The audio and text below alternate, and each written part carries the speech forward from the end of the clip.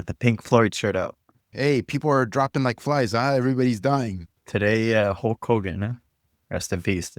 Yeah, man, it's crazy. It's crazy, dude. I think I'm getting to that age where it's like my childhood heroes are all fucking starting to fall.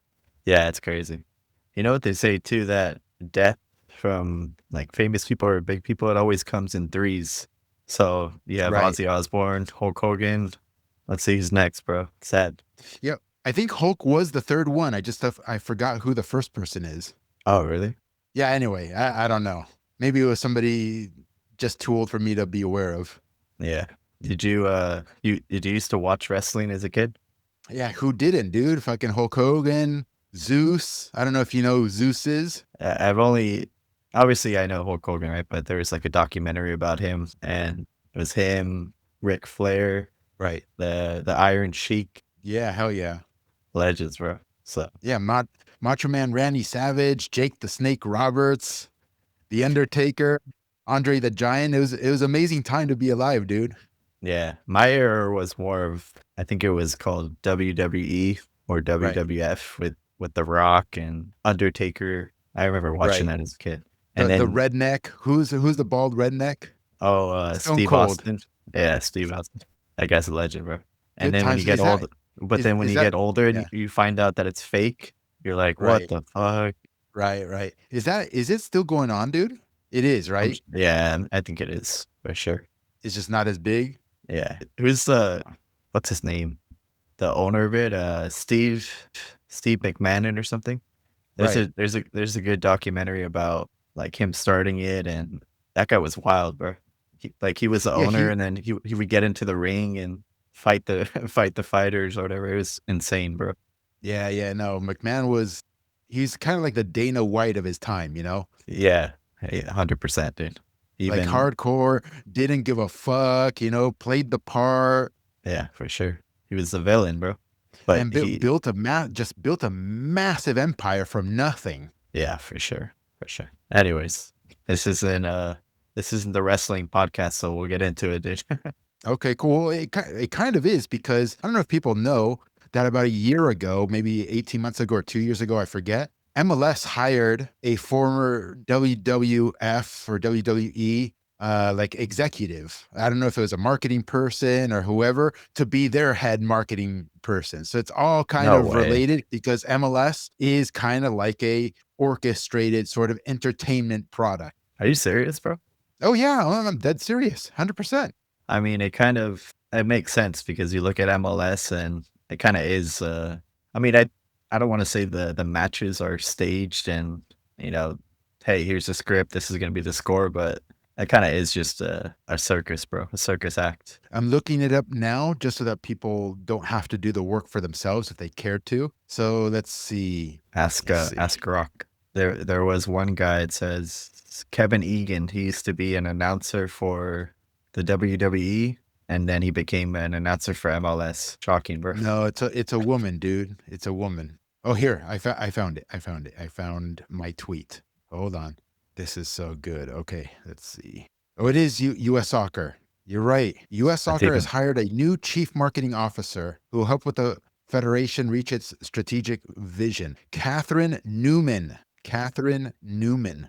that's even worse, bro. I want to see. Let's see. Most recently, Newman was the executive vice president of marketing for the WWE. Wow. Telling you, man, good Yep. stuff. That's crazy.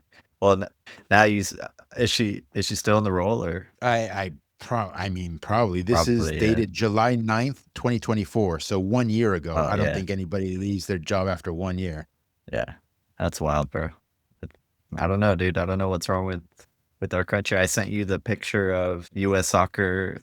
They posted a picture of Matt Priest's gloves from the quarterfinal penalty shootout, and they're like, "Oh, these gloves are on the way to the Soccer Hall of Fame." Like what, bro? For So what? crazy. For winning a Gold Cup quarterfinal? That's insane, bro.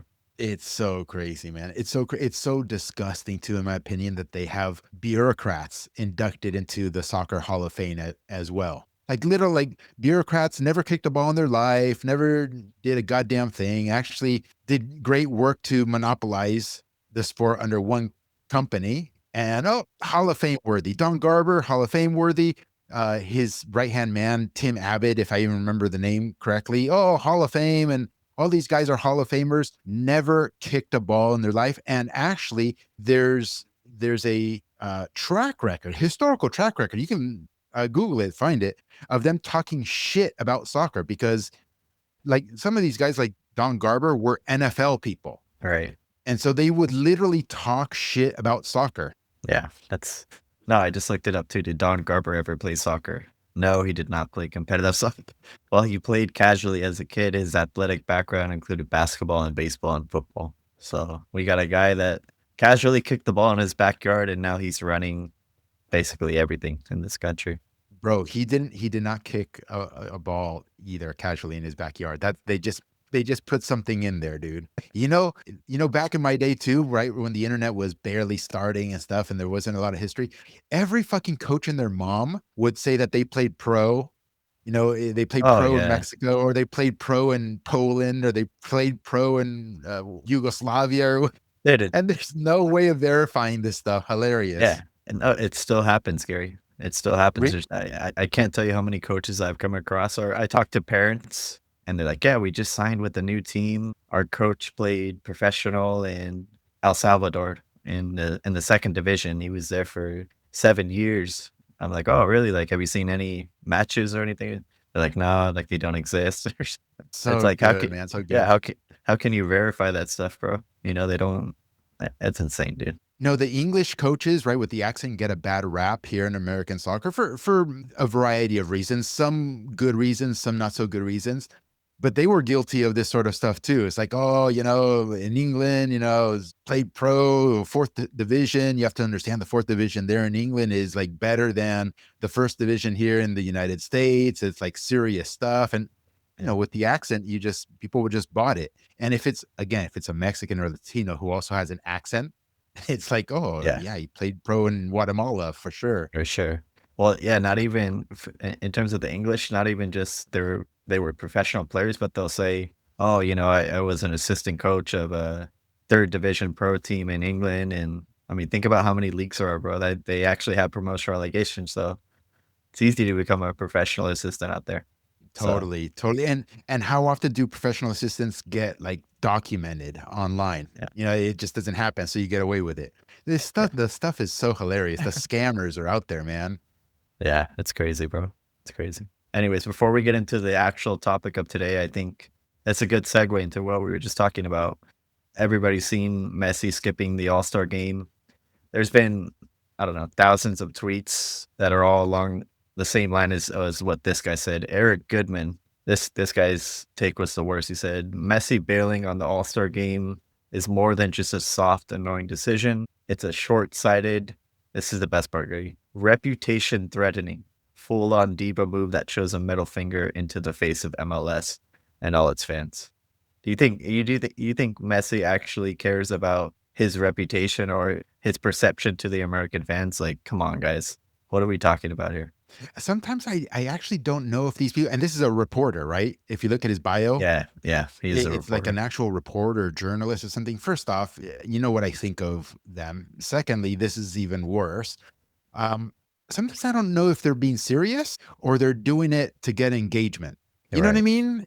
But Yeah, many a times I lean to the side that they're actually being serious. you're right. Especially somebody like this, because I know the tweet that you're talking about. I think it's a young guy, somebody who just kind of started out trying to report on soccer. And so if you're a young guy in your early 20s or something like that, starting off, and you don't know soccer, right? You don't know ball. You actually don't know dick. So you might actually believe that this is reputation harming to Right. Messi. Yeah. Well, especially if you only live in the MLS bubble and Correct. MLS is the only exposure you have to the game. And you see Messi coming over and it's like, oh my gosh, the All-Star game. How can Messi miss this? This is the most important match of the year. This is how we get all the fans and the viewership. So if you're living in that bubble and you don't know what's going on outside of that, I can see how he's like, oh my gosh, this is an outrage. Yeah. But it's And to a just di funny, and dude. to a and to a it's related, but to a different degree. This is how even people with 10, 20 years experience reporting on the game or just being fans of the game here in the MLS bubble come across the people who actually know football. Right. Right. Like this one's outrageous. This one is actually outrageous, but other people saying other things like, oh, let the kids play, or, oh, we develop robots because, we don't have a soccer culture. Like all those takes that seem logical and rational, it comes across as super ignorant to people who actually know football and are in this country. Yeah. I mean, it's pretty sad to see the state of where most of the media and quote unquote practitioners are in this country, because I don't think they've ever traveled out of the country or got out of their own little bubble to see what's actually happening in the rest of the world. You would think that Messi coming to the US would have people start researching, like, all right, where did he play before and how was the league out there? But it seems like people don't want to. I don't know. They're just stuck in their own frame of the game and everything that they've experienced in this country. So Yeah, it's well, just and the sad, and dude. the MLS primary demo that they're targeting are the multi-sport fans, the general sports fan that is American. So Right. the Yeah. fan that is an NFL fan or basketball fan or a baseball fan or a hockey fan, those are the people that they're trying to get. So you get newbies who don't know anything. And so the logic of this guy saying, "Oh, Messi reputation harming by missing the All-Star game," they live in a world where it's like, oh, just like imagine if like Kobe or LeBron had scrubbed the All-Star game. Nah, I'm not going to show up. You know what I mean? Well, in that world, yeah, it can harm LeBron's reputation or Kobe's reputation because you kind of come across as a dick and being anti-fans because the fans of those leagues like the All-Star game, it's a purely entertainment sort of thing. So they take that mentality and then try to apply it to soccer, and you look like a imbecile because you can't translate it to soccer because soccer is a global game. It's the same logic though, Benny, of hey, the NBA doesn't have promotion relegation, or the NFL doesn't have it, or the NHL doesn't have it. So it's the best format because those leagues are the best in the world. So that's what MLS should do. No, you imbecile. It doesn't work that way, you know? Yeah. And it seems like, Gary, this whole concept of all-star game, like, I don't think this happens anywhere else around the world. It's kind of like WWE, they have WrestleMania. They get all the best people in one show, and let's sell tickets for this show. Dude, in the rest of the world, this doesn't happen. You don't see a La Liga All-Star game or Premier League All-Star game, like, no fucking chance, dude. These teams are fighting for their lives. They don't have time to take off a week to have a all-star break and, let's have some fun. No, dude, these Bro, And hey, in the come on. middle and in the middle of the quote unquote season, imagine La Liga, the Premier League, the Portuguese League, France, Italy, wherever, Brazil, Argentina, in the middle of the league. Okay, everybody, okay, let's, no more games. We're gonna like assemble this little thing with some of the best players who we vote. The fans get to vote, the journalists get to vote, the commissioner votes his favorite player into the team, and we're going to come together and play this thing, and then have a little skills challenge, and maybe we'll give away some Hello Kitty things and some SpongeBob things, and come before the match, and we'll let you pet dogs, and we'll have a little dog adoption center, bro. And then people complain we don't have a soccer culture in the US. No shit. Look at what you guys enable and allow. Yeah, bro. LAFC night, cuddle a puppy before the game. This is Uh, real life. yeah, This yeah, is real. I saw it. Oh, Gary, what you don't like puppies? What kind of a human being are you? You don't like dogs? Like, shut the fuck up. That's not the point, Oh my imbecile. god, dude.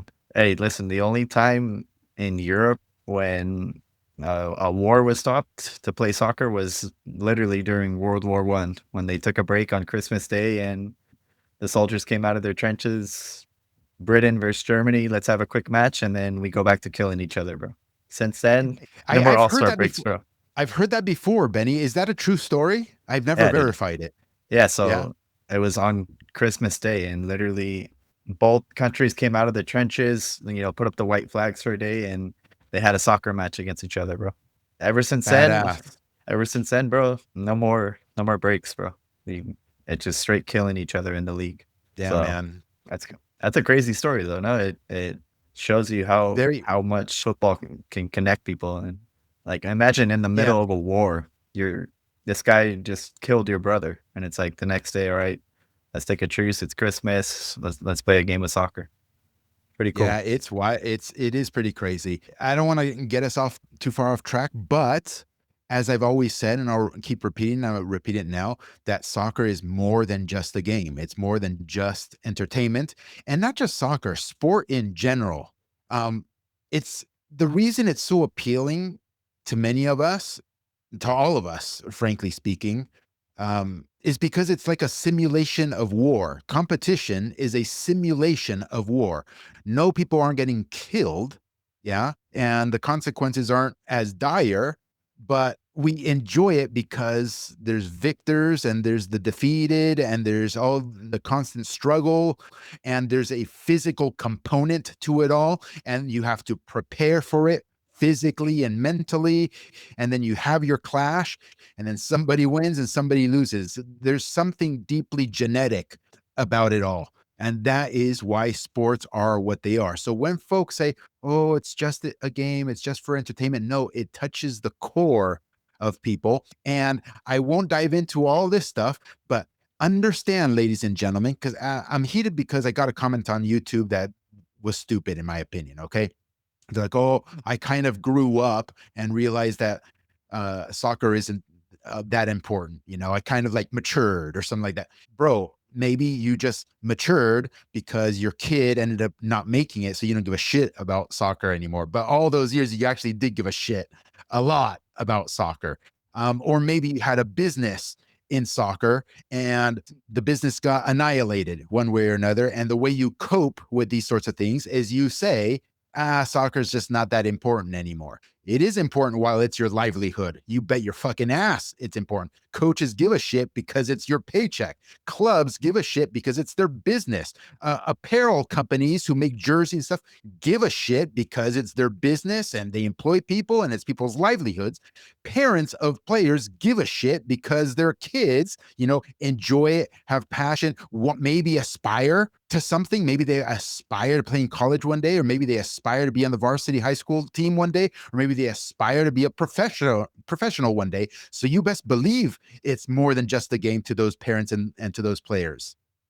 It's more than just a game, ladies and gentlemen. So when I fight against the monopoly, against the corruption, against the tyranny, against the North Korea that we live in here in the United States in the soccer world, that is why it's fucking important. And parents out there, and young coaches or whatever, if you have a kid that's 5, 6, 7, 8, 9, 10, 11, you need to be fighting for an open ecosystem, because this is the only way to open up and maximize the player pathways and maximize the coaching pathways to truly fulfilling your potential. So long as you have a monopoly owning everything and dictating to everybody what you can and cannot do, you're all fucked. Yeah. So it's more than just a game, Benny. Sorry. We can now No, begin I the like episode it. with whatever topic you've got. Well, no, I want to go back to an earlier comment in the beginning of your rant when you're talking Mm, about how football is it's sometimes it's war, and although people aren't dying, it's a battle and coliseum and fighting. I There's a quote that Brian would always used to say, like in the middle of the game, if like a player is going in for a 50-50 tackle, or coming in from behind, this guy would be like, end his life, and it's like yesterday in my training session, it was the same exact scenario. And like all the parents are right there, obviously. And I caught myself about to say, like, end his life. But the sad thing is now, Gary, like a parent hears you say that and they're like, what the hell? Like Coach Benny's advocating for him to kill this guy or take his life. So it's just, yeah. I know and if you go on our YouTube and watch some of the games, I don't know if you said it in the clips that we posted, but you'll probably hear it, bro. And as a player, you hear that from your coach. It's like, all right, like I'm gonna go and get stuck in, dude. Yeah. No, in the premium program, I bet you there's moments that Yeah, during for training sure. activities or during matches where some things come out for sure. Yeah, That the generation, the whatever, the Zoomers or all these people might be like, "Oh my God, did he just say shit in a training session? Oh my God." Hey, You were I literally just came across 1 hour ago, Benny, another remake of, that one reel where the different generations bump their arm against yeah, yeah, the side of a wall or something like that. It's so funny, bro. It's true. yeah, for sure.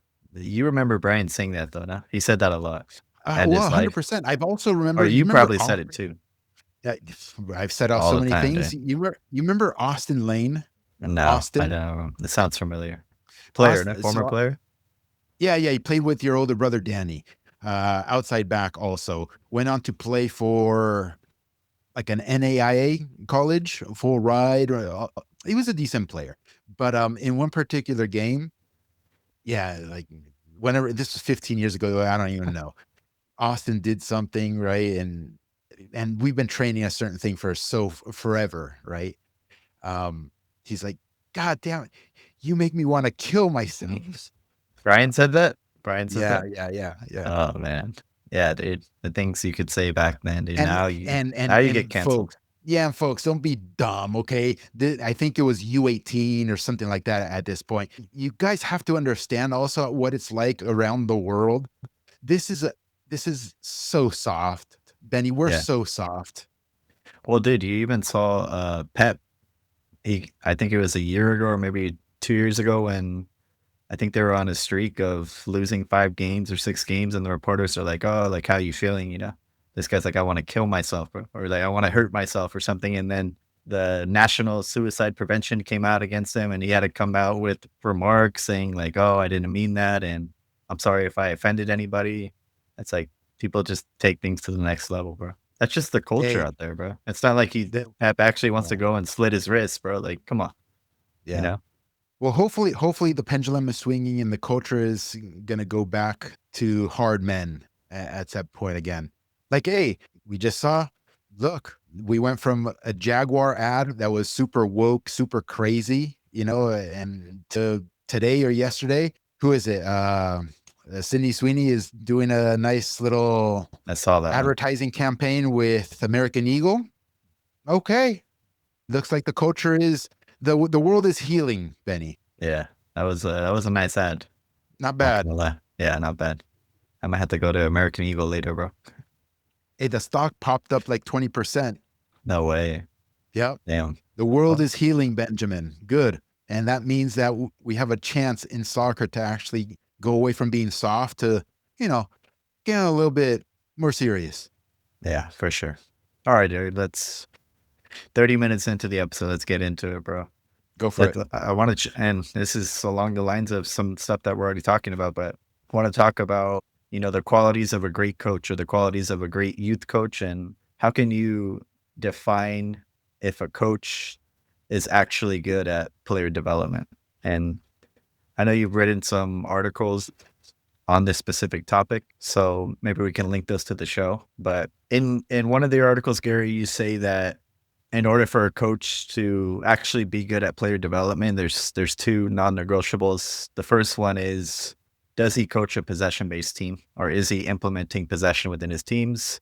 And then the second one is winning, right? Does he have the results, or are his teams producing, in games and tournaments and leagues? So let's start with the first one, Gary. Does a coach, and again, you say it's not negotiable, but does a coach have to instill possession based methodology into his teams in order to be considered good at player development in your eyes? Yeah, you have to have that methodology, in my opinion. We have to be a little bit cautious here. If you're coaching 5-year-olds, like, come on. Right. It's a little bit different of a thing there. Let them have fun, let them go, run around, encourage them, cultivate the love of the game. And that cultivation of love of the game is throughout all the ages, obviously, but the emphasis shifts over time, right? So maybe once you reach U10, U11, U12, right? It's like, okay, they have the cognition at this point and they have some sort of interest in the game, more so than a 5-year-old, perhaps, right? If they've been playing since they were 5, where you should start teaching them soccer, right? And what is soccer? Soccer is a team game. Soccer is not an individual game. It is not a player's game. It is a team game. So you have to teach them how to play within the context of the team. Now, how do you do that? Well, what maximizes development, Benny, is if a player on your team gets a lot of touches. Number one, forget training. I'm talking about an actual match. Okay. So in an actual match, when are you developing most? When you get a lot of touches and when you have a sufficient understanding to assess the situation and make decisions on what is a right and wrong decision. Okay, so let's talk about those two things. The first one, maximize touches in a game. If you are playing random soccer, where it's not orchestrated at all, it's not possession based, it's just two teams doing whatever the hell they want. Every player does whatever the hell they want. It many a times just turns into what I coined jungle ball many years ago, where the ball is just flying all over the place randomly. It's in the air, it's on the ground, it's going out of bounds. There's no structure. There's no strings of passes being connected, long balls all over the place. When you look at those games, each player on the field does not get as many touches as if it is controlled, orchestrated, possession based with a lot of passing sequences occurring or strings of passes occurring. And then it's the quality of the touches that you get too. In the jungle ball circumstance, what types of balls are coming to you? Disgusting balls, uncontrolled balls, things of that nature. And when you are not a pro, for instance, that's not great for development. You want consistent, high quality passes towards your reception opportunities to receive. So in a structured possession based game, you get that as well. And you get more touches. And then what happens once you get the ball? Once you get the ball, what does a player do? A player has a decision to make on their hands. Do I dribble? Do I one touch it? Do I stop it, assess my situation? Do I go to my left back? Do I go to my right back? Do I go forward? Do I go backwards? Do I launch it forward? Like, there's all these scenarios that they have to assess. In a possession-based environment, you have trained them to, one, understand how football is played, and it's not something random. So the decision space gets reduced to like, hey, if you are the right back, these are generally 90% of the time the 3 or 4 decisions that you're usually going to be making in a game. So before you get the ball, look at those 4 scenarios already. And then once you get the ball, make a decision on which one of those 4 scenarios you want to execute. And then you get to see the consequences of whether you made the right decision or the wrong decision, right? In a random chaotic mess, a non-possession based training or methodology or game, none of that happens either. So there is no development.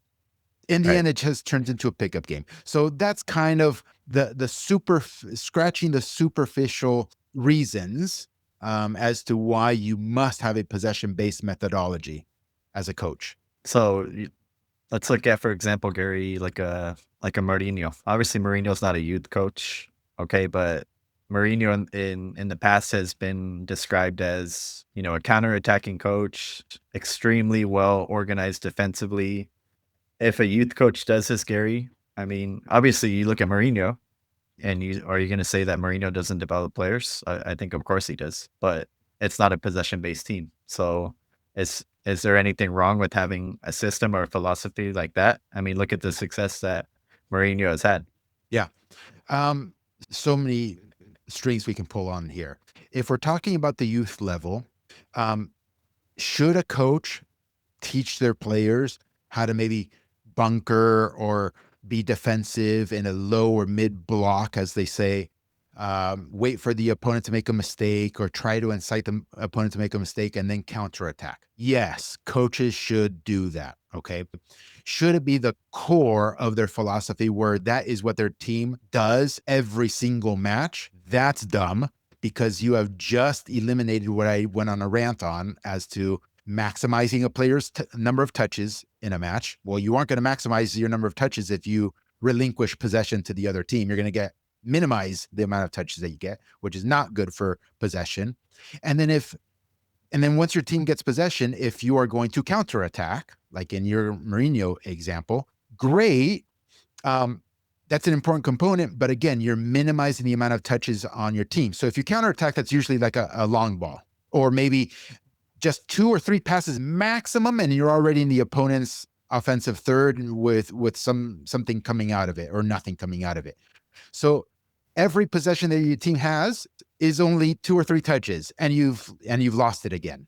That is not development, Ben. So when should a coach do these sorts of things like a Mourinho? When you assess that your opponent, their roster is vastly superior to yours, and you know that you are not going to be able to have possession on them. Like, you know, for a fact, like it's just not going to happen. Then you're like, okay, kids, this is usually what is done in soccer, right? You deploy this tactic. That's a Yeah. teaching moment, but it's not development all the time. Yeah, you park the bus. And I think that that's a big part of being a successful coach and really being able to recognize, when this is going to have to occur because a lot of coaches that do possession-based teams, even when they play teams that they know are going to be better than them, they don't adjust or they don't change their game plan or the way that they're going to press the other team. They just stick to their guns. And I think if you look back on some of Brian's games, and especially when his teams were playing up in age groups, there was games where clearly the other team was more technical, bigger, faster, stronger, and in those instances he really had to adjust. But if you don't do that, then you're going to get exposed. You try to build out, immediately the other team wins possession, and it's just going to be a nightmare of a game. So adjusting your game plan is huge, especially at the young ages. Yeah. The like you said, the challenge is, does the coach have sufficient discernment to know when to do that and when not to do that? Because I understand the temptation. I've been on the sidelines, obviously, and many a times the temptation is to not be brave and courageous and try, right, to possess. And you too quickly fold, and you're like, oh, the other team's like too good, but they actually aren't that good, Benny. They Yeah. actually aren't that superior to you. And you should try to possess, and you should try to dominate with the ball. And don't chicken shit out. It's supposed to happen when you are 100% convinced, and you know what you're talking about. You're like, there's no fucking way. So I am going to bunker. For example, in Brian, the most recent case, and this is something that people can look up because I think the game, you can still stream it if you go to ESPN Plus or wherever it is. It was when Brian's third division professional team, AV Alta, which he's the head coach of in USL League One, had to go and play FC Dallas, an MLS team in Dallas. Uh, and on paper, it's kind of like there's no effing way. There's no effing way. Like, Brian is completely pound for pound, player for player, outrageously outmatched. There's just no way. It's equivalent to saying if FC Dallas has to go play Real Madrid in Real Madrid for the most part. Okay. But Brian, in my estimation, biases aside, has a certain level of mastery with a possession-based methodology, um, and a certain level of charisma with his players that it was clear in the game. He's like, nah, I'm not bunkering. I am going to try to dominate possession. And the end result was, yeah, he lost the game, but it was a 50-50 split in possession, and he outshot FC Dallas. So that I think I've gotten the point across, right? Don't chicken out too easily. Yeah. The other thing too is Gary is like situational game awareness. I mean, you went to my high school final. We're up 1-0. For me personally, I was trying to push to go and get the second goal. And now looking back with like 15, 10 minutes left, I'm like, fuck, dude, should I have bunkered down and dropped 11 players behind the ball? I still, that those decisions keep me up at night, bro. So you have to have the situational awareness of, dude, it's 1-0. It's a final. Drop everybody behind the ball. Smash everything out, dude. Benny, I remember this like it was yesterday. Speaking of how impactful those moments are and they stay with you for a long time, OSC Rage, okay? It was U16, and we were playing in National Cup, right? Back when National Cup was the most important thing in the entire country, okay? I think it was quarterfinal or something, and I believe it was out in Lancaster. We were playing against a premier team, Arsenal FC, which is out of the Inland Empire, out of the Riverside sort of area. And Arsenal FC was probably the second or third, top 5 best U16s in the entire country, right? And Brian had this rinky dinky U16 silver elite team, which is like 2 or 3 tiers down. Like, who are you? We go up 1-0 and we just kept going. And we ended up losing the game 2-1, or I think it was 1-1. We lost in PKs. I don't remember exactly how it went. We lost the game. Okay. But It was we were up 1-0. And to this day, I just remember our chats after the game and the weeks later. We made a conscious decision of like, okay, we have to have kind of like written down already what is our game plan under certain scoring scenarios, yeah. right? When we're up against that. So if we're up 1-0, okay, we're going to 3-5-2, right? Or Yeah. like that is actually the lineup we were thinking of. Okay, if that happens again, we're going to 3-5-2, but with the outside guys in the line of 5, like it's basically like 5-3-2 sort of Yeah. thing, or a 4-5-1 or something like that, and go ultra defensive, just lock it down and end the story. And we Yeah. started doing that. Yeah. Or if you're down, I remember you guys always went to 3-4-3. I mean, Yeah. get numbers up but no, Gary, this is the game where they scored off a throw in, no? Was it a throw-in? Maybe did we give them a PK or something? I Dude, don't because I remember, don't know if man. I don't know if you remember that when I told you this in an earlier podcast, but it was in Lancaster. Rage was winning 1-0, and I was a little kid on the side, and the ball goes out of bounds, and like I sprinted to get the ball to like throw it to the other team, and these fools scored a goal. Dude, I felt horrible, bro. And they ended I because don't remember. that was a game to like determine if they go to Hawaii or something like that. But I felt That could have been the one, Benny. Maybe it's all your fault. We should have put in the script also. We change our formation and all our ball boys, like you're not allowed around the field. Dude, I felt like an idiot, bro. I'm like, dude, if I would have just let the other guy from the other team go get the ball, give Brian's team more time to set up defensively. It was I wanted, towards the end of the game. It was one yeah, of the last dude, plays of the game. yeah, dude, I wanted to cry, bro. Oh man, crazy. Anyways, okay, so possession based methodology. Gary. What's the eye test? Like if you're a parent or you're just a fan and you're going and watching a game, a lot of people like to claim, oh, my team plays possession. You know, they'll post a clip of 1 7 pass sequence, Gary, from the entire game, but the rest of the game is kind of completely random. How many? First of all, what's the minimum number of passes that you want to look for, and how many times? So, for example, like 5 pass sequences or 7 pass sequences, and how often should it be occurring in the game? Yeah, I think it also depends on age and level of play.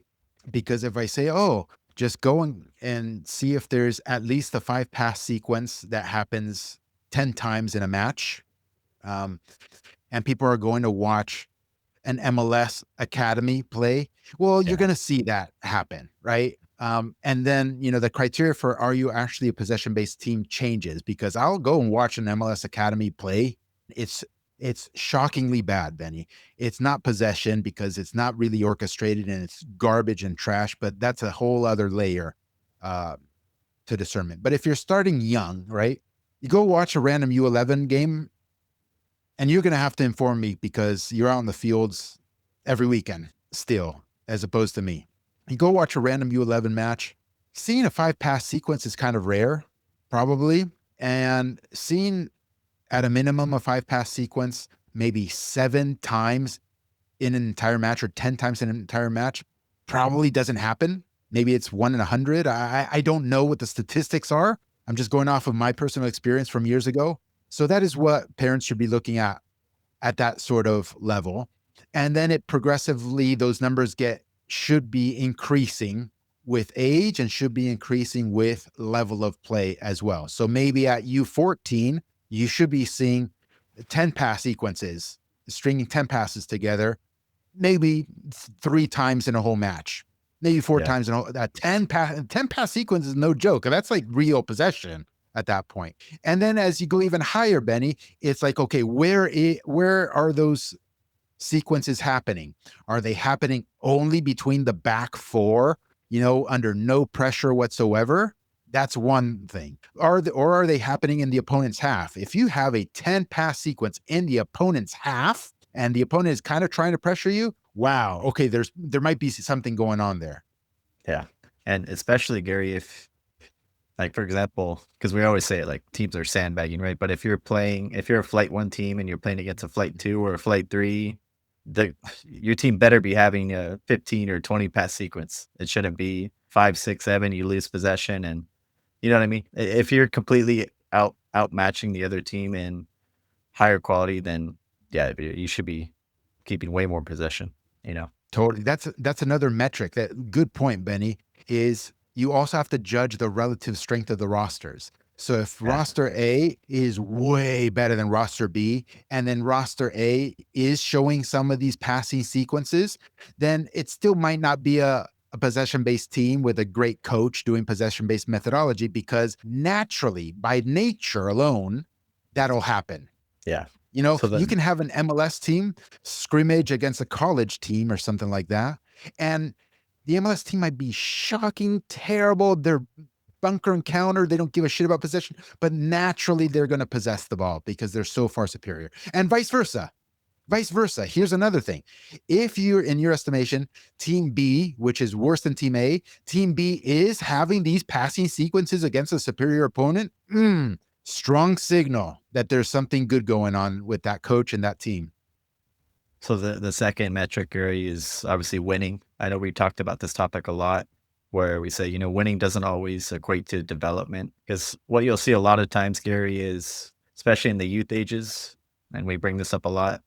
Most teams have two or three man-childs that completely take over the game. So a team can go the entire game without having any of these passing sequences that we just described and still win 7-0, 8-0, 9-0. But does that mean that the coach is developing the players? So does how can you define winning as a metric of, is this coach actually developing my players? And the other thing that happens, Gary, is some coaches aren't really good at developing players, but what they are good at is recruiting and bringing in new players to the team. And oh, here's another mega crack. I'm going to bring him on my team, and all of a sudden, my team is now winning every single game. We win every tournament. But you can get a grandma off the street with the same players, and she doesn't have to say one word, and the team is still gonna win every single game. Yeah, So sometimes it's hard to discern, is this coach actually developing the players, or are the kids just naturally good? 100%, Ben. 100%. That's why it's difficult. Yeah, And for that's why there's sure. so much confusion in the marketplace as to who is good, who is not good, all that sort of stuff. Um, Because even on the other end of the spectrum, Gary, you can have a coach that's really good at developing players, and they are playing a possession system, but they're not winning games. Then they're not winning tournaments. So correct. there's both sides of the Well, coin. I would say that that particular scenario you painted, the coach, if they're good, they just need more time. Yeah, And secondly, sometimes you're just outclassed and outmatched, in whatever competitive circuit you happen to be in. Maybe you have literally the worst roster in the entire league that you happen to be in. And then you're in trouble. Like, you could have Pep Guardiola himself come and coach the team, and he's not going to win the title. yeah. He'll probably do a great job with possession and development and for that level of player, but he's going to get that booty spanked. This is just reality. But over the course of time, that coach should start becoming a winning coach. Because if he doesn't become a winning coach, that means I'm speaking generally here, okay? Exceptions aside, and I know everybody thinks that they're an exception. Please, guys, don't think you're an exception to the rule, because it's called exception for a reason. You should become a winning coach eventually, because even after this season, you should have been scouting and you should try to recruit better players so that you can actually compete in the competitive circuit that you're in. And you should do that because that will further enhance and improve your team, which will further enhance and improve the other players on your roster as well, which will further enhance and improve development for those players. Yes, you're going to have to cut some players. The bottom end of the roster, it's probably best if they go and play somewhere else. But as the seasons cycle out, that coach who's doing the right things in training and doing the recruiting will eventually become a winning coach. So you get the two ingredients there side by side. Yeah, that makes sense. I mean, it doesn't happen overnight, Gary. People think that you train your team this way for 2 months, 3 months, and all of a sudden you're gonna win every tournament. It takes time. It's daily process, every single day, and it takes a lot, bro. But like you said too, I think that's another important ingredient is continuing to strengthen your roster and, sadly, sometimes players just aren't cutting it and it's better for their development to be placed within another team. But so aside, Gary, from possession, aside from winning, we're talking about obviously what makes a great coach, what makes, the quality of the coach in terms of developing players. How important is the ingredient of the you mentioned this before, the personality of the coach or the charisma that he carries and the passion, right? Because you can be extremely successful in teaching possession and teaching your kids how to play. You can win, right? But if you don't have the personality or the passion, eventually the players aren't going to want to play for you. They're going to go somewhere else. So how important is that ingredient? I think it's huge, Benny, because you can't squeeze the orange of potential to its fullest from every Right. player if you don't have charisma, if you don't have that connection with the players where the players want to run through a wall for you, that they will go to war for you, that they will bleed for you, that they will make sacrifices for you. If you are not that don't have that charisma, then you might deploy the possession based methodology. You might get your team to start stringing passes together, like we said. You might even win, but you're still operating at 70% of what you could be operating at. And your players are only getting 70% of their potential fulfilled while they're with you instead of 80, 90, or 100%. So it's that extra mile of charisma. And unfortunately, I don't know, Benny, if that can be developed in a person, if that can be developed in a coach. I want to be optimistic, glass half full, and say that yes, coaches can get better in that department. And the way to get better in that department is twofold.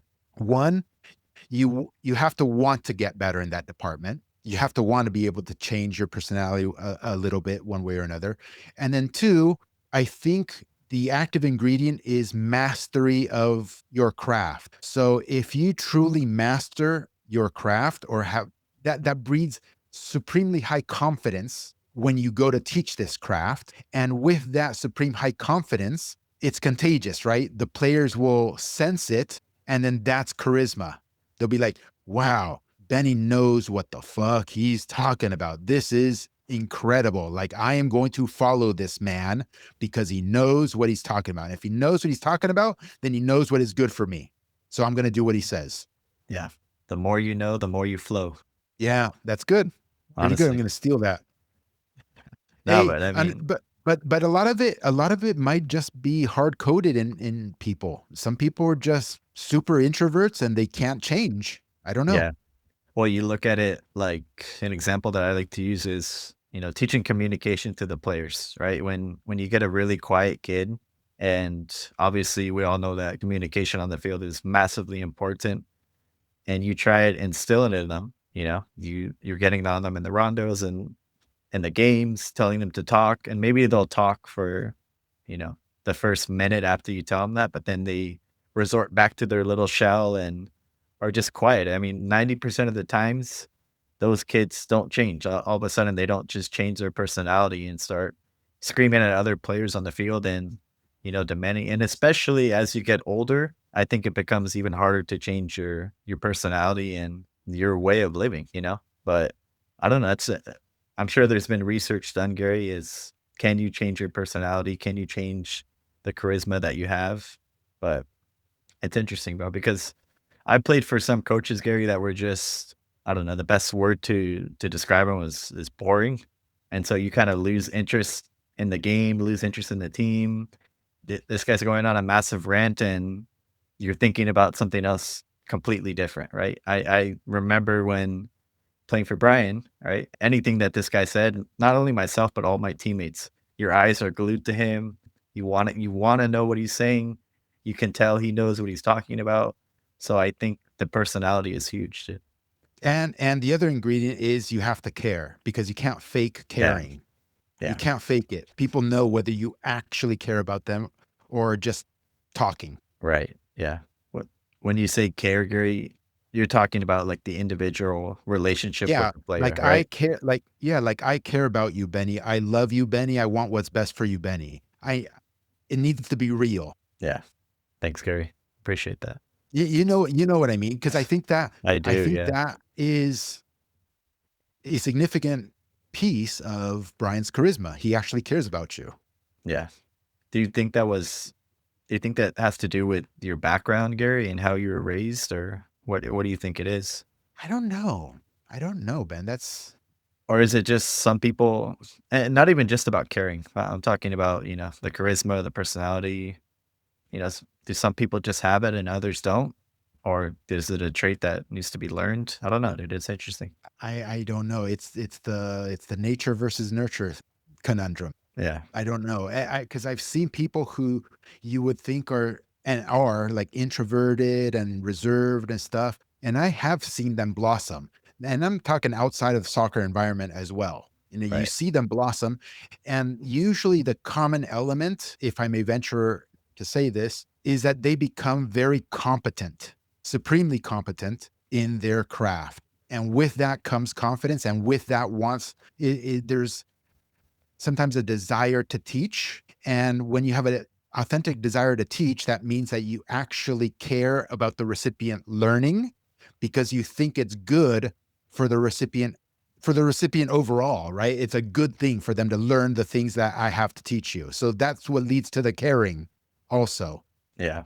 And for coaches, it's hard, Gary, because I think the best coaches are the ones that truly love the game. But as a coach, it's easy to become jaded by the system, jaded by the amount of pay that you're getting. It's like, dude, I'm only getting X amount of dollars every month. And look at how much work I'm putting into it, bro. So why am I going to continue going the extra mile or doing all this extra stuff, dude? It's hard, bro, because Yeah. then Yeah. at that point it's like, okay, do I need to get another job? Do I need to spend my energy and my resources here? So if you're not passionate about the game, those are the coaches that just die out within a year, 2 years, because you look at everything going on and it's like, why am I putting in all this work, bro? For what? Yeah. Yeah. And understand, it's a good point. And understand, I hate pointing the finger at parents at times, but we have to talk about these things, right? If you as a parent, or you see parents talking shit about the coach, or giving the coaches a hard time, or saying, oh, they only care about the money, or saying, oh, they don't give a shit about the players, and they whatever, all the classic things, you are contributing towards your particular coach of your kid getting to the point where they're jaded with their team and you. And eventually it's like, why the coach is going to be like, fuck this. Why I care so much. Why am I caring so much? Like, fuck these people, or fuck this team. And they might be jaded and get jaded enough to the point where they become what you accuse them of being. Right. So it's like a self fulfilling prophecy. Yeah. And the other thing too, Gary, is we talk about this a lot, like sideline coaching of the parents. Like what I had a tournament this past weekend and I was walking up to my field, but obviously there's other fields going on.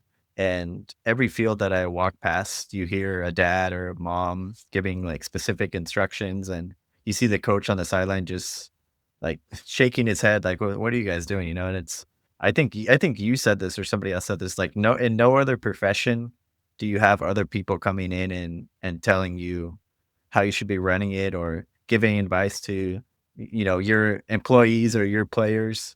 As a coach, that's I can't think of any, like, imagine if you're a cop, Gary, and somebody comes up to you and says like, "Oh, no, you should be arresting this guy this way." Or you're a heart surgeon and it's like, "Oh, no, you're," you know, You're doing it "hit wrong. hit it hit it long."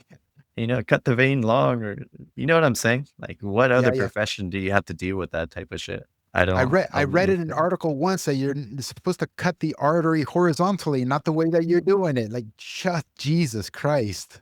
Yeah, dude. So, I mean, that's another thing that it's frustrating for coaches, And even if you have the parent meetings, you say, hey, no sideline coaching. You just sit, enjoy the game, support your kid. they're never going to stop, bro. There's some parents that just never stop, bro. And if they Yeah. don't stop, and even if you send them to another team, it continues at the next team too. So it's just never ending, bro. That's why for parents, Yeah. dude, I mean, like I was talking with my coaching colleague the other day who also has a son who's like 2 or 3, and we're looking at the parents on the other side, and we're like, oh man, that I can't wait for that to be us soon, just chilling, saying nothing, bro. Hydro flask with some Chardonnay maybe. Oh, good times, man. I can't wait to see. I can't wait to see you on the sidelines, man. See how you handle yourself. I'm not Because saying Benny, anything, like, dude. I'm not because saying Benny, anything. like Benny, what if your son's coach is a bumbling idiot? Like, what do you do? I wouldn't have him on that team. I already Because told you because you as a coach are going to be able to know. I already told you I'm taking my kid to a Mexican league with a mean ass coach that doesn't speak any English, and just let him have it, dude. Got it. Let him get into the Mexican brawls at halftime or after the Yeah, game. 100%, dude. I love that, man. I love it. Yeah, bro. I mean, Hey, I wanted to mention one thing before I forget on the possession based thing because I know this comes up often, so it needs to be addressed. Oh well, Gary, coaches who do this stuff, you're killing the creativity of players. No, we are not. It's the exact opposite. It is the exact opposite. You are giving the players a framework from whence to express their creativity, and it maximizes their creativity because you're going to get more touches than before, and you're going to get more space and time than before, and you're going to get a solution space that you're aware of, right? And then you can express yourself as a player as much as you like. Do we put in restrictions like, hey, if you're a center back and you're in your own 18-yard box with the opponent is all in there, high pressure situation, you're all like, who knows what's going to happen? There's danger. Do we let the center back try to meg the player inside there and do a rainbow and then get out? No, of course not, because that's retarded and stupid. Okay. You're teaching the players wrong things. That is not the location to be quote unquote creative. That is a classic case of launch the ball wherever the fuck you can, get it the fuck out of danger. That is the correct thing to do. Now, if you are in the offensive third or in the opponent's half and you're a winger or you're an outside back and you're attacking, with the ball, be as creative as you want. You want to try and meg somebody or something like this, you want to try fancy tricks, great, knock your socks off. Okay, but there is a right, don't do it all the time, because you also have to teach the kid that you're not supposed to do it all the time. Do you see Messi doing it all the time? No. yeah, Oh, Gary, that's the pro level. Yeah. Please understand that possession based methodology, coupled with what I just described, enables creativity to flourish and develop. yeah, Random jungle ball all over the place, disorganization all over the place is the opposite of creativity. yeah. I mean, And look, by the Gary, way, look, I'll end with this one more thing. Where you are supposed to develop your creativity anyway is not in the team club competitive circuit. You're supposed to develop it on your own, playing pickup soccer. And if you're not playing pickup soccer, guess what? You're not going to be a creative player no matter what. yeah, You're not going to be Neymar or a Brazilian or an Argentine or a French. You are not going to be a creative player if you're not playing pickup soccer. I don't care if your coach lets you do whatever the heck you want to do on match day. Okay. You're not getting enough matches or enough experience to be a creative player. You will not be a creative player. yeah. Gary, look at Lamine Yamal. He spent, I'm pretty sure he spent his whole career in La Masia, right? In his youth Mhm, days. mhm. This guy's the furthest thing possible from a robot, and he grew up in a system of possession-based methodology. So Yes. anybody that says, "Oh, you're creating robots, or you're stifling their creativity," how is it that the best player in the world right now, 17 years old, shows massive creativity on the field, is insanely good at 1v1, insanely good at dribbling, but he was in a possession-based system. So how is that possible? Yeah. You know, Yeah. it's crazy. No, it's yeah. What we say in this country is the exact opposite of the truth. For the most part, if you get mainstream narratives and you write out the narrative, whether it be a sentence, a paragraph, an entire article, if you rewrite it with the exact opposite of what they're saying, that is actually closer to reality and the truth than what was. Right. I'm being literal here. You literally go out and do that, and you will be closer to the truth. I say that again. Say it one more time. Yeah. So go and find any mainstream article, any mainstream narrative that exists. Oh, here's one. In the US, we develop robots because they are overcoached. Okay. That's actually completely incorrect and completely the opposite. Rewrite that sentence. Say, in this country, we develop robots because they are not coached or not being coached or under coached. That is closer to the truth. Literally closer to the truth. Ben, and just as it's not proof because people maybe haven't been a practitioner, haven't been around as long as I have, right? On the fields, working the space, seeing everything around the country, around the globe. In the United States, for the past decades, I'm talking the 80s when I was playing, right? The 80s, the 90s, yeah, and then late 90s, I even started coaching or something. 80s, 90s, 2000s, just take those 3 decades there. Youth soccer in America, the teams had zero coaching, basically. Zero coaching. There were no tactics. There were no nothing. It was kind of like you show up to practice, you do some fitness stuff, and then you like scrimmage. Half the training was scrimmage, okay? And the scrimmage was not 1 touch restricted or 2 touches or nothing. It was free play. It was pickup soccer then, okay? That's how it's been in youth soccer for those 3 decades, 80s, 90s, 2000s. And I'm leaving out 2010 and 2020, but it is still true, 100%. That is what we have been doing. What people advocate for, like let the kids play, too much coaching, too much tactical stuff. That is literally what the United States has been doing for decades. And the result of it is you get what you see on the national team, what you see in MLS, you see robots, you see uncreative players, because we have been letting the kids just do whatever. Yeah, dude, we need more environments for those type of actual moments where you can literally just let the kids play, like futsal, pickup soccer. I don't know, 2 or 3 times outside of the team environment, and then within the training environment, you're learning all these things, but that doesn't really exist in this country. It does in small pockets, in the Latino pockets, and those sorts of things. Because Ben, Yeah, I think yes, the most recent last 5-6 years or something with the iPhones and social media and all that stuff, yes, less and less kids are getting outside and more are just stuck to the screen. But that's a global phenomenon, not just America. Okay. yeah, But during the 80s, 90s, 2010s, you could go to parks here in Southern California and there were kids and people playing pickup. I yeah, know. Even when I was going to college, I would skip on my classes. I wouldn't show up to class because I'd be driving and I'd see a pickup game happening on the sidelines, right? 7v7, 5v5, Mexicans, whatever. And I'm like, "Oh, I'm just gonna play." And I would just pull over and go into a pickup game and I'd fuck off my class. yeah. Yeah, you don't see it that much anymore, dude. Sad. But it was there is my point, you Yeah, know? no, So for people are sure. like, "Oh, the reason we suck here is because we don't play." Guys, there were freaking massive pickup games happening all over the place. Yeah, And look, you even when you were young and playing, you've said it on this podcast many a times. You would go to the La Habra Boys Center, whatever the heck it was called, afternoons and evenings and nights, and there'd be pickup games happening one after the other, after the other, after the other. And yeah. sometimes I would show up and Brian would show up and we'd get in on some games as well. And not only does it help your development, Gary, but for me, like those are the most fun times I had as a kid, bro. Like those games, Totally. those environments, that competitive nature, win or get off the field. Like I used to love going to those things, dude. It's the best, man. It's the best.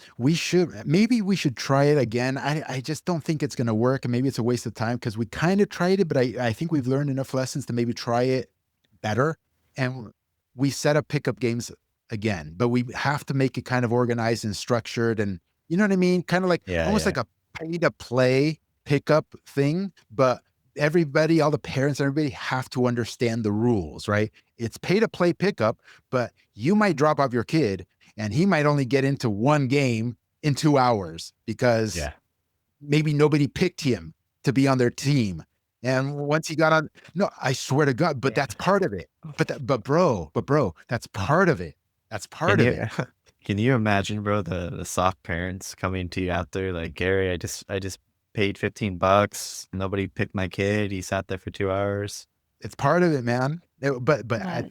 I'm gonna have you have to terms of service. Here's the contract. Yeah. Well, I remember when you guys did that before, right? Didn't you have a parent come up to you after and said like, "Hey, what the hell, Gary? Like nobody coached my kid, nobody was giving him advice or something like that." Yeah, It's like, yeah, yeah.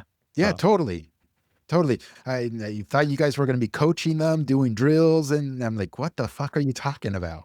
No, yeah. or your kid might get into a game and they get eliminated right away. It literally the pickup game might last 40 seconds, Benny. The other team scored and you're out. And that's Yeah. it. That was your whole experience for 2 hours. Eat Yep. it. And then there's the other extreme where the cracks kind of banded together and they have a superstar team of 5 cracks and they played every game for 2 hours straight. Yeah. Or after an hour and a half, they're like, "All right, we're gonna lose on purpose. Take a little break, dude." But yeah, Yeah, dude, yeah. All kinds good of things times, bro. happen in that environment. It's the best, man. It is the best, Benny. It's the Yeah. best. I, But I'm but curious. here's the bottom line.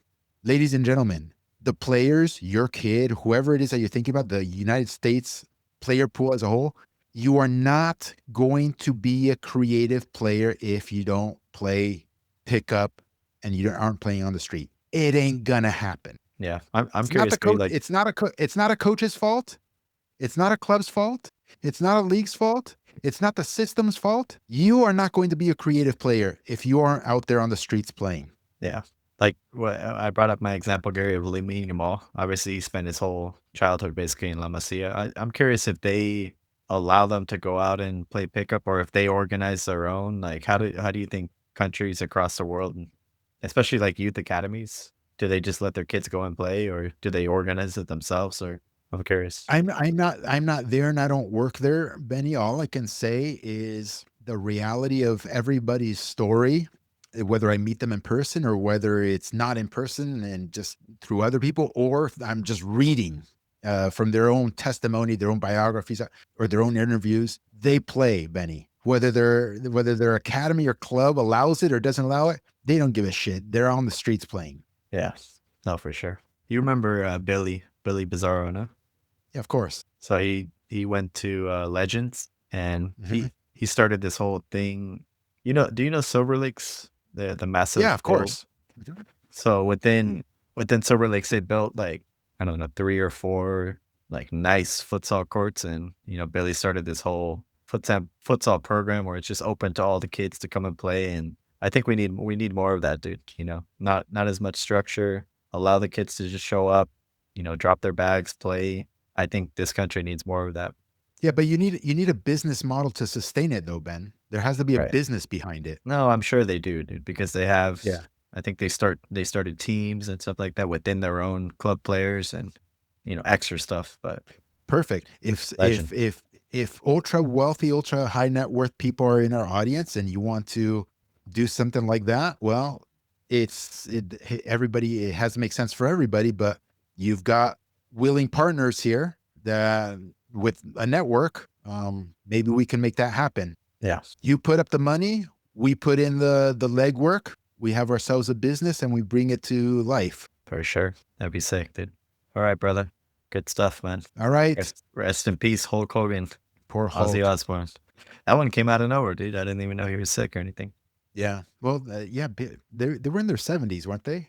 Both of them, I don't yeah. know. But dude, you look at Ozzy Osbourne, dude. That guy took more drugs than the whole country of Colombia probably did. He All right, he went Ben. on no, he went on record saying like, dude, I should have died like 100 times, but here I am still What a caught up. life, man, huh? Yeah, seriously, legend. All right, brother. All right, I'll my see you dude. I'll see you tomorrow then. tomorrow. Yeah, yeah. I'll be in Irvine tomorrow. I'm actually going to recruit a team at 9 a.m. at the Great Park, and then I'll shoot right over. Okay, perfect. Even better. Yeah. Yep. All right, dude. Later, Benny. Later. Thank you. Yep. Thank you.